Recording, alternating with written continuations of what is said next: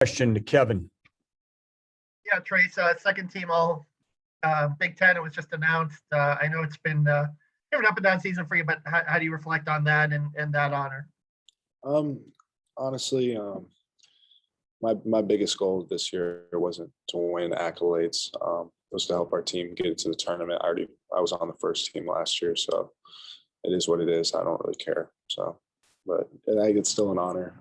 But at the same time, I'm here to try to help us win, and we got a Big Ten tournament to worry about, so I'm worried about that. Evan. Hi, Trayce. Last game against Michigan, Hunter Dickinson had a big game against you guys. What do you have to do defensively this time around to have more success guarding him? I think that a big thing for us, I think our ball screen defense wasn't very well in that game.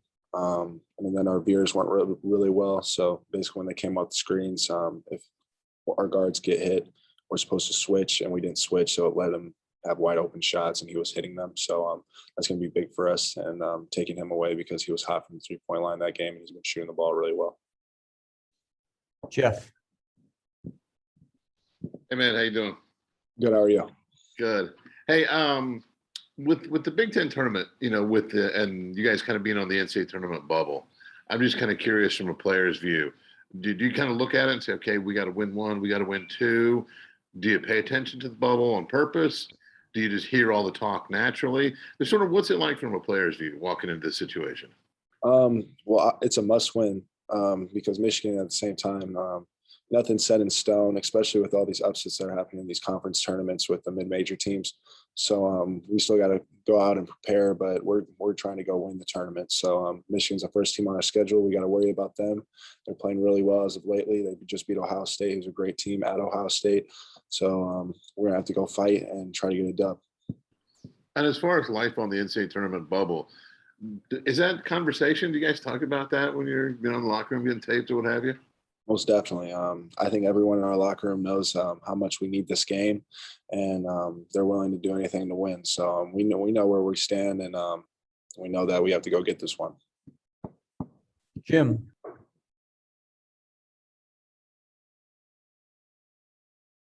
And I think you're muted. Jim, you're muted. There we go. Try it again. Trayce, the first time you played Michigan was very emotional. You were coming off of the Purdue game. This time is emotional in a different way. Mentally, you guys have to, it's almost like a one and done type of feel. What does that do mentally to you in your preparation for this game? You can't let the pressure get to you, of course, first and foremost. We're coming off of a Purdue team that we just took down to the wire. It was a great team. Probably going to be a 1 seed when it's all said and done. But at the same time, Michigan's a team that we came off that Purdue game and we were on a high, and we came in and they were maybe 13-10, 12-9, something. Their record wasn't very good. So we took them for granted, and they came in here and they spanked us. So just trying to get revenge, and we got to play harder and we got to play together because I know how good we are as a team. If we play together, I know we can win. Mike Schumann. Yeah, Trayce, just thinking back to the way you guys played offense against Purdue with, you setting a lot of high ball screens, you got a lot of rolls and dives to the rim. What's your comfort level with that style of play versus more back to the basket? That style of play is actually something that I'm very used to, using my athleticism, getting behind the bigs for lobs or easy dunks. And I think that's the same with Xavier. I think Xavier is really good at spreading the floor and making the right plays. So I think it's going to be big for us moving forward. And I've kind of talked to coach, and less back to the basket and more running out and setting ball screens. Alex. Hey, Trayce, thanks for the time. Appreciate it. Curious, the late game stuff where you guys just, Coach Woodson says inability to get over the hump. What do you see like when you guys go back and watch film as a team? Is it just the small details, the small things that aren't happening at the end, or what do you kind of see as the biggest factors leading to these late game situation where you guys just can't finish out a game? I just think it always just coming down to one possession. It's one possession that can kill you. We had one possession. It was one possession against Purdue, one possession against Rutgers. We just those last possessions, we got to be the most locked in team and the most ready team, whether it be one stop or to execute a play. We got to just be able to do that. Dustin. Hey, Trayce, you mentioned just there you wanting to be a little bit less back to the basket. Obviously, I think we asked you maybe a couple of weeks ago or a week ago about maybe shooting fewer jump shots than you were maybe expecting to this year, adding that part of your game. I guess just when you look throughout your career, what's this balance been like of trying to do things that more, I guess, show an expansion of your game but also trying to balance what's best for the team in that moment and what's, the easiest way of getting you 2 points when you need them? I'm just listening to what Coach Woodson's saying. Basically, we draw direct ATO plays and plays in the huddle, and then our offense is mostly where I'm back to the basket. So just listen to what he's doing, and if it's going to put us in the best position to win, I'm just listening to what he says. And I think that most of the games it's worked because we've been 2 points, 1 point away from winning, especially against these teams that are top 25 teams. So I feel like we're doing the right things. We just got to get over the hump. What he says, basically. Tyler.